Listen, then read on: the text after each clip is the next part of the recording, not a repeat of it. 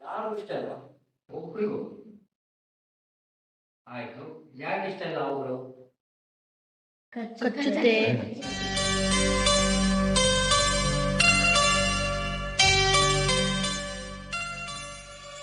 ಕಾಳಿಂಗ ಸತ್ತ, ನಾಗರಹಾರ, ಮೆಟ್ಟಾವ, ಮತ್ತೆ ಇನ್ನೊಂದಿದೆ ಕೊರಕು ಮಂಡಲ ಅಂತ ಗೊತ್ತಾ? ಕೊರಕು ಮಂಡಲ ಅಂತ ಗೊತ್ತಾಗಿದ್ರೆ ಕೊರಕು ಮಂಡಲ, ಮಂಡಲ ಹಾವು ಅಂತ ಹೇಳ್ತಾರೆ ಅದು. ಮತ್ತೆ ಇನ್ನೊಂದು ಸಾಸ್ ಕೇಳಿ ಅಂತ ಚಿಕ್ಕ ಒಂದು ಕೊರಕು ಮಂಡಲ ಅಷ್ಟೇ, ಅದು ನಿಮ್ಮಲ್ಲಿ ಇಲ್ಲ ಆಯ್ತಾ? ಅದು 5 ಡೇಂಜರ್ ಇರುವಂತ ಹಾವುಗಳು ಅಲ್ವಾ? ಯಾರಿಗೆಲ್ಲ ಮನುಷ್ಯರಿಗೆ ಕಚ್ಚುತ್ತೆ, ಈ 5 ಅಲ್ಲ, ಈ 4 ಹಾವುಗಳೇ ಕಚ್ಚೋದು.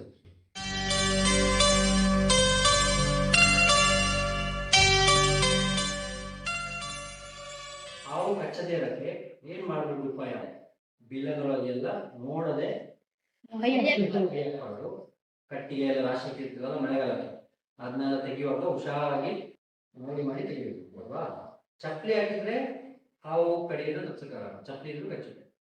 ಶೂಸ್ ಹಾಕೋಬೇಕು, ಆದ್ರೆ ಯಾರು ಮನೆಯಿಂದ ಮುಂದೆ ಶೂಸ್ ಹಾಕೊಳ್ಳಲ್ಲ. ಹಾಗಾಗಿ ಒಂದು ಗಮ್ಮೂಟ್, ಚಿಕ್ಕ ಗಮ್ಮೂಟ್ ಬರುತ್ತೆ, ಅಂತ ಗಮ್ಮೂಟೇನ ಇಟ್ಕೊಂಡ್ರೆ ದೊಡ್ಡ ಕೆಲಸಕ್ಕೆ ಹೋಗುವಾಗ ಯಾವ ಹಾವು ಕಚ್ಚಲ್ಲ.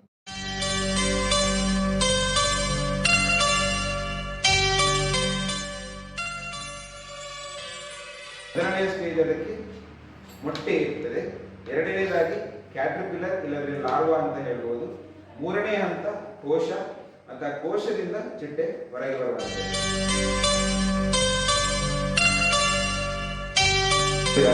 ಮಣ್ಣಿನಿಂದ ಖನಿಜಾಂಶಗಳನ್ನು ಹೀರಲಿಕ್ಕೆ ಕೂಡ ಚಿಟ್ಟೆಗಳು ಬರ್ತವೆ. ಸೊ ಚಿಟ್ಟೆಗಳು ಬೇರೆ ಬೇರೆ ಆಹಾರದ ಮೇಲೆ ಡಿಪೆಂಡೆಂಟ್ ಆಗಿವೆ, ಕೇವಲ ಮಕರಂದ ಹೀರಲಿಕ್ಕೆ ಹೂವಿನ ಮೇಲೆ ಬರುವುದಷ್ಟೇ ಅಲ್ಲ.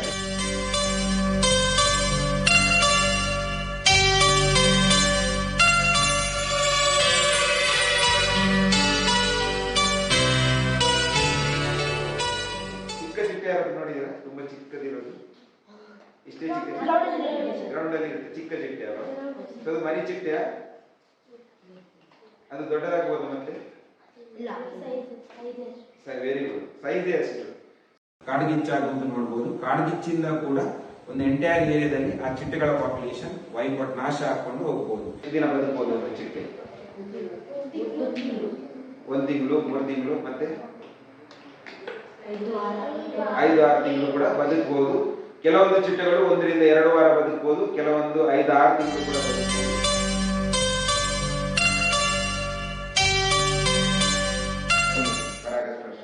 ಸೊ ಯಾವುದೇ ಒಂದು ಫ್ರೂಟ್ ಪ್ರೊಡ್ಯೂಸ್ ಆಗಬೇಕಾದ್ರೆ, ಸೀಡ್ ಪ್ರೊಡ್ಯೂಸ್ ಆಗಬೇಕಾದ್ರೆ, ಒಂದು ಮರದ ಅದು ಜನರೇಷನ್ ಕಂಟಿನ್ಯೂ ಆಗಬೇಕಾದ್ರೆ ಅದು ಪರಾಗಸ್ಪರ್ಶ ಆಗಬೇಕು, ಫ್ರೂಟ್ ಪ್ರೊಡ್ಯೂಸ್ ಆಗಬೇಕು, ಸೀಡ್ಸ್ ಪ್ರೊಡ್ಯೂಸ್ ಆಗಬೇಕಲ್ವಾ?